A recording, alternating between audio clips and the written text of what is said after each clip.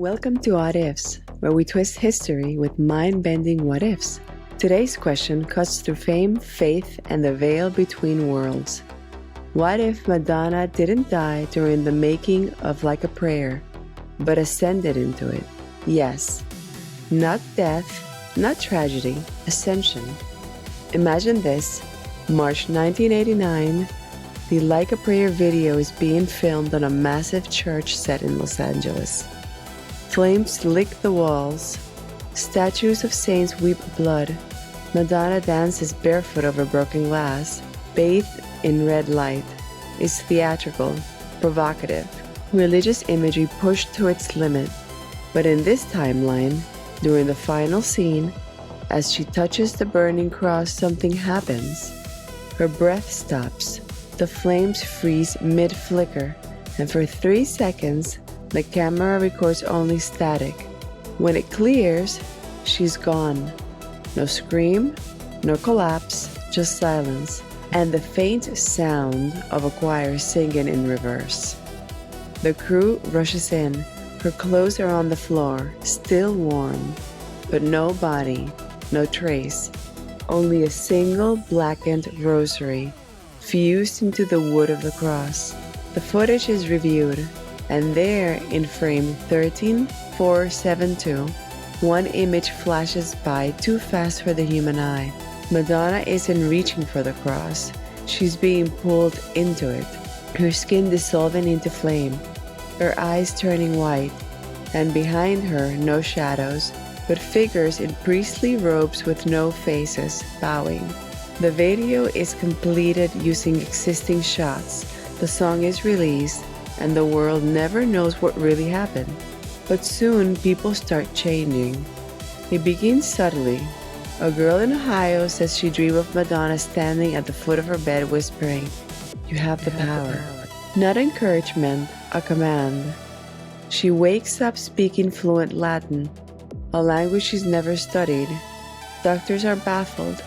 Then another case. A boy in Brazil claims he saw the Like a Prayer video play on his TV at 3 a.m. But he doesn't own a TV. His parents hear the choir. They find him drawing the same symbol over and over. A flame wrapped in a rosary, rotating clockwise. When asked what it means, he says, "She's coming back through the speakers." By 1990, reports flood in, not just dreams, miracles. A woman paralyzed since birth stands up mid-chorus of the song. A man blind for 20 years regains his sight, but only sees in monochrome, except for one color, bright red. He says everything looks like the music video. Another claims he hasn't aged in 10 years because he plays the song every night before sleep. Churches ban it. Priests call it inverted liturgy, a black mass. The Vatican forms a quiet committee to study audio-based spiritual contagion. Their report, declassified decades later, calls Like a Prayer not blasphemous, but dangerously transformative, a threshold. Even worse, the song adapts.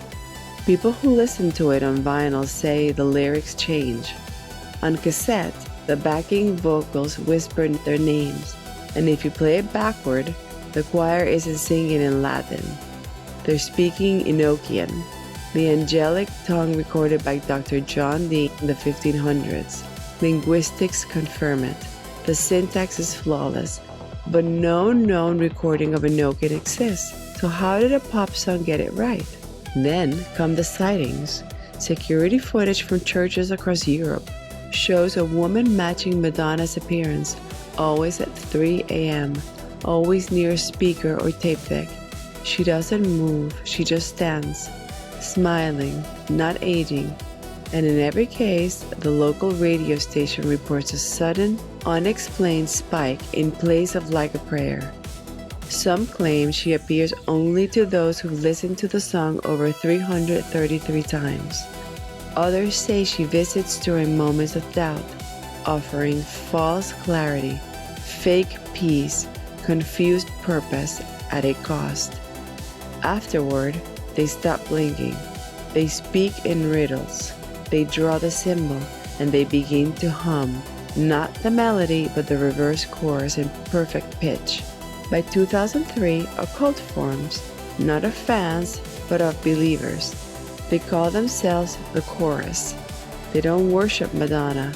They believe she became the prayer, that the video wasn't fiction, it was a summoning ritual, and she offered herself as the vessel, that the burning cross wasn't prop, it was a portal, and that every time someone hits play, the ritual begins again.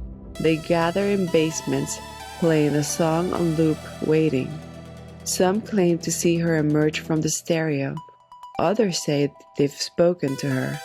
One member wrote in his journal, "She said the 80s were just the beginning, that the next Ascension is already chosen, that the next song has already started playing somewhere." Now here's the worst part. The song is alive. Not metaphorically, it evolves. Digital copies develop glitches that weren't there before. Streaming versions skip at the same moment, 1:37, where her hand touches the flame. And in rare cases, listeners report hearing a second voice, layered beneath hers, deeper, older, speaking in a language that makes dogs howl and glass crack. In 2016, a researcher at MIT analyzed the master tapes. He found something impossible.